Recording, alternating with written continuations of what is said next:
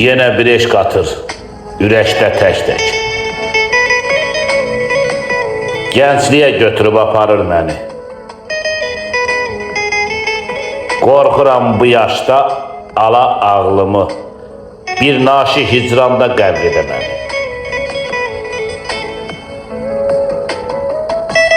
Qorxudur bu sevgi, ürküdür məni.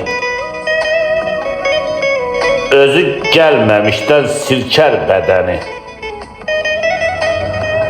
Üstümə yağdırar dumanı, çəni.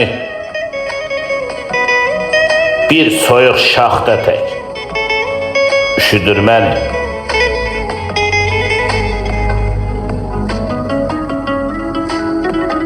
Gözlərimi yumdum, bəlkə görməyəm. Könlüm çaşıb qaldı görəndə səni. Səssiz qığılcımın qəlbə toxunur.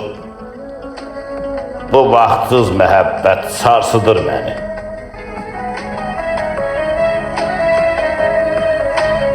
İntiqam uzaq dur, dedim özümə. Vaxtsız gələn eşqi salma könlümə.